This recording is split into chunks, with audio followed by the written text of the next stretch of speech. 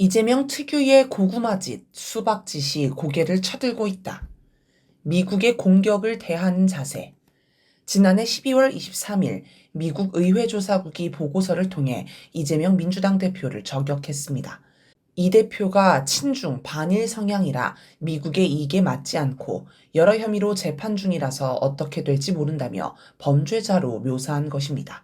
그전에도 미국 내에서는 민주당이 주도해 작성한 1차 탄핵안에 윤석열의 친일 외교를 지적한 내용이 들어있다며 비난이 쏟아졌습니다. 의회 조사국 보고서 발표 뒤로도 미국은 국영방송의 전문가 대담 등을 통해 여러 차례 이 대표가 미국의 전략적 이익에 반하는 인물이라고 강조했습니다.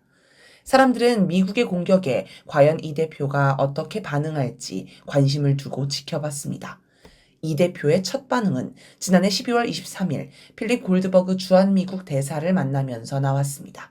이 자리에서 이 대표는 미국이 동맹의 일원으로서 민주주의와 법치주의 회복에 대해 관심을 가져주고 입장을 신속하고 다양하게 내주셔서 감사하다라며 한미동맹 발전을 강조했습니다. 26일에는 미즈시마 고이치 주한 일본 대사를 만나 개인적으로 일본에 대한 애정이 매우 깊다. 정상적인 정치 세력의 입장에서는 이웃 국가와 적대적 관계 맺는 것은 바람직하지 않다라며 한일 관계가 불안한 것도 바람직하지 않다. 한미일 협력과 한일 협력은 대한민국의 중대한 과제라고 강조했습니다. 누가 봐도 나는 친중 반일이 아니다. 미국의 우려와 달리 한미동맹을 중요하게 여기고 한미일 협력에도 찬성한다라고 해명하는 발언입니다. 고구마 문재인도 한일정보보호협정 지소미아를 종료, 비록 막판에 유예했지만 할 정도의 반일은 했는데 그조차도 안 되나 봅니다. 이걸 보며 적폐 세력은 아마 미국이 때리면 대들 줄 알았는데 맞고도 좋다고 실실 웃네. 미국이 혼내니까 이재명이 겁먹고 설설 기는구나. 강성이라서 긴장했는데 소문과 달리 약한 상대네. 저런 머저리는 우리 밥이지 라며 비웃었을 것입니다.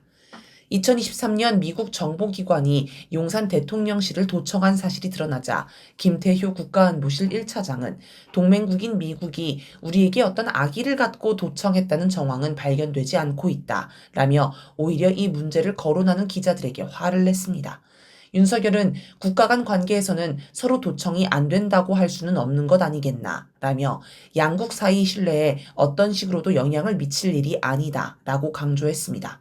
도청을 당하고도 미국의 항의는커녕 역으로 미국을 변호해 주느라 진땀을 흘리는 모습이었습니다. 당시 많은 이들이 비굴한 모습을 보이는 윤석열 정권을 조롱했습니다. 그런데 지금 이 대표가 보이는 모습도 똑같습니다. 이 대표가 제대로 대처한다면 미국 의회 보고서에 나오는 혐의는 윤석열 검찰이 만든 것이다. 왜 윤석열과 검찰의 논리를 동원해 나를 공격하나? 모욕적이다. 미국은 신중히 움직이라. 내정 간섭으로 비칠 수도 있다. 라고 항의했어야 합니다. 윤석열 탄핵을 신속히 밀어붙여 많은 국민에게 사이다를 느끼게 했던 이재명 민주당이 갑자기 과거의 고구마 민주당으로 돌아간 듯합니다. 내란 특검법을 재발의하면서 야당 추천을 3자 추천으로 바꾼 것도 마찬가지입니다. 내란 대행 최상목과 국힘당이 반대해서 통과가 안 되니 그들 입맛에 맞게 고친 것입니다. 하지만 그조차도 국힘당은 거부했습니다. 민주당이 물러서는 걸 보고 신이 나서 더 기세등등한 모습입니다. 이런 이 대표의 모습에서 문재인 전 대통령이 떠오르는 것이 우연은 아닐 것입니다. 문재인은 국민이 들고 일어나 투쟁하면 마지못해 따라오고 잠잠해지면 다시 고구마 짓을 하는 일을 반복했습니다. 끊임없이 적폐 세력과 타협하며 고구마 짓을 일삼던 문재인은 끝내 박근혜를 사면하며 국민을 우롱했습니다. 또 미국이 남북관계를 두고 자기 승인을 받으라며 대놓고 모욕을 해도 그 뜻이 아니다. 협의를 잘 하자는 말이다. 라며 미국을 변호하기 바빴습니다. 이재명 대표의 신년 기자회견. 23일 이 대표는 신년 기자회견을 열었습니다. 최근 각종 여론조사에서 민주당 지지율이 추락하고 심지어 국힘당 지지율이 민주당을 앞서는 기현상이 발생하자 이를 수습하기 위한 것이었습니다. 좀처럼 납득하기 힘든 여론조사 결과를 두고 민주당 내에서는 12.3 내란 정국에서 민주당이 너무 강경하게 나가서 보수 결집을 불렀다는 의견이 나왔습니다. 민주당 내 반 이재명 세력들은 이때가 기회다 싶었는지 우르르 들고 일어나 이재명 독주 체제가 문제다라고 부르짖었습니다. 사람들은 과연 이 상황에서 이 대표가 어떤 견해를 밝힐지 주목했습니다. 이 대표는 기자회견에서 12.3 내란 정국보다는 경제 문제를 중심으로 이야기하면서 탈이념, 탈진영, 현실적 실용주의가 위기 극복과 성장 발전의 동력이라고 하였습니다.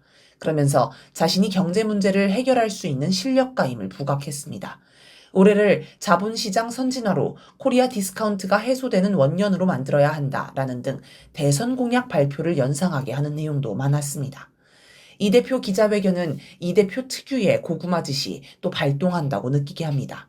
국민은 내란 세력, 적폐 세력이 폭동을 일으키며 저항하는데 민주당이 이를 어떻게 진압할지 기대하고 있었습니다. 일단 내란을 완전히 진압해야 그 다음에 경제도 뭐도 있다는 건 상식입니다. 그런데 이 대표는 강건한 우리 국민은 손에 손, 빛의 힘으로 민주공화국의 최고규범 헌법이 정한 바에 따라 이 야만적 내란과 소요를 끝내고 희망의 새길을 열어낼 것이라면서 내란 진압을 국민 몫으로 돌렸습니다. 민주당이 뭘 하겠다는 이야기는 한마디도 없었습니다. 탈이념을 앞세운 것도 수세적인 태도입니다. 미국에서 이 대표를 친북, 친중, 친러, 반일, 반미 성향이라고 공격하고 국내 적폐 세력도 이를 받아 공격하니 이를 피하려 한다고 느끼게 합니다. 이게 앞으로도 계속 자기 발목을 잡을 듯하니 미리 기는 모양새입니다. 이 대표는 이념과 진영이 밥 먹여주지 않는다라고 하면서 자신은 탈이념, 탈진영 노선임을 강조했습니다. 그러면서도 지금 전 세계적으로 자유민주진영, 또 민주주의의 가치를 공유하는 진영과 또 다른 진영들의 대결과 대립이 격화되고 있다. 대한민국은 자유민주진영의 일원이라며 한국이 자유민주진영의 책임과 역할을 다해야 한다며 앉은 자리에서 앞뒤 다른 말을 합니다. 또 검든 희든 쥐만 잘 잡으면 좋은 고양이 아닌가라며 실용주의를 강조한 것을 두고 기자가 덩샤오핑의 흥묘백묘론을 언급한 의도를 묻자 흥묘백묘는 아니고 흰 고양이, 검은 고양이라며 답변을 피했습니다. 아마 자신을 친중으로 몰아가려는 의도로 느낀 듯합니다. 그런데 덩샤오핑의 흥묘백묘론은 너무 유명한 이야기라서 검은 고양이, 흰 고양이 이야기를 듣는 순간 많은 이들이 흥묘백묘를 떠올렸을 것입니다. 검은 고양이, 흰 고양이를 한자로 표현하면 흥묘백묘입니다. 그런데 자기는 검은 고양이, 흰 고양이라고 했지 흥묘백묘라고는 안 했다는 답변은 너무 구차하고 수세적입니다. 차라리 덩샤오핑이 했든 트럼프가 했든 맞는 말이면 인용할 수 있는 것 아닌가. 그게 나의 실용주의다 라고 답하는 게 공세적인 태도일 것입니다. 이 대표는 기자회견 전날 당대표 회의실 배경에 걸린 다시 대한민국 문구가 윤석열 대통령실 벽에 걸린 구호와 똑같다는 지적을 두고는 알면서도 제가 쓰자고 했다. 말이 무슨 죄겠나 라고 설명했습니다. 윤석열의 표현을 가져다 쓰는 건 떳떳한데 친중으로 몰리는 건 무서운 걸까요?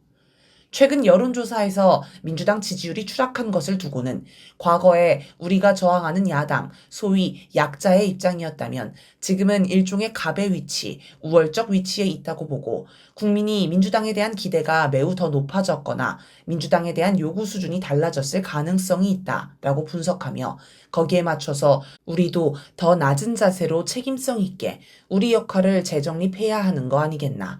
정책의 방향도 좀 심각하게 재점검해야 하지 않겠나라고 답했습니다.